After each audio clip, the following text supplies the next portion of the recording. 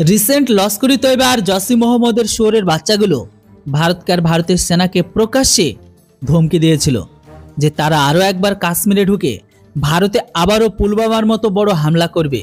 আর এবার ধামাকা এত বড় হবে যে ভারতের সেনা এর হাত থেকে বাঁচতে পারবে না। এমনকি পিওকের কারবাহক মন্ত্রী আনারুল হক ভারতকে ধমকি দিয়েছিল, যার উপর আমি আপনাদের ভিডিও বানিয়েছিলাম। পিওকে লঞ্চ প্যাডে যতগুলো শুয়োরদের কারখানা অ্যাক্টিভেট আছে তারা সবগুলোকে ভারতের কাশ্মীরে পাঠাবে আর ভারতের ফিদায় হামলার কর্মকাণ্ডকে চালু রাখবে। কিন্তু এখন ভারতকে ধমকি দেওয়া জসিম মোহাম্মদ আর পিওকে কারবাহক মন্ত্রীর মানে দুই শুয়োরের জন্য ভারী পড়ে গেছে। এই ধমকির পরে ভারতের সেনাবাহিনী যে কারবাইকে করেছে সেটাকে শুনে আপনাদের বুক গর্বে ভরে উঠবে, সাথে ওই সমস্ত শুয়োরের বাচ্চাগুলোর রুহ পর্যন্ত কেঁপে যাবে যে তারা কাকে ধমকি দিয়েছে আর কেনই বা দিয়ে তারা ভুলটা করলো।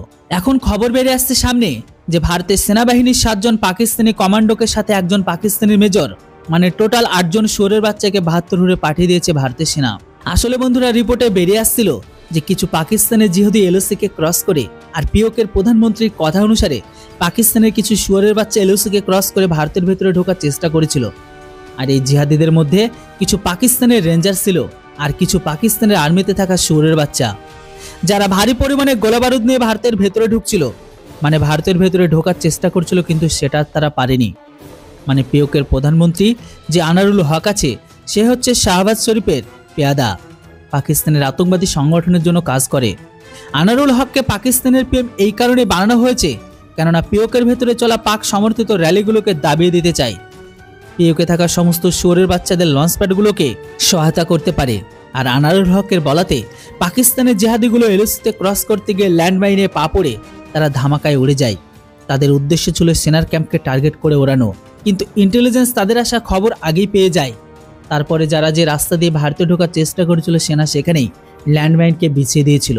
আর যখনই সেই সমস্ত জিহাদিদের পা ল্যান্ডমাইনের উপর পড়ে তৎক্ষণাৎ তাদের তরমুজের মতো অবস্থা হয়ে যায়, মানে তরমুজের উপর গুলি চালালে যেমনটা হয় ঠিক তেমনটাই। আর তারপরে পাকিস্তানি সেনাদের তরফ থেকে গুলিবারি শুরু করে ভারতের সেনার উপর। আর ভারতের তরফ থেকে পাল্টা রিটেলিয়েশন চালানো হয়, যেখানে পাকিস্তানি সেনার তরফ থেকে গুলিবারি শুরু করে আর ভারতের তরফ থেকে পাল্টা রিটেলিয়েশনে পাকিস্তানের টোটালি 7 জন অর্থাৎ পাকি শুয়োরের বাচ্চা মারা গেছে। এটাকে নিয়ে শাহবাজ শরীফের প্রচণ্ড দুঃখী।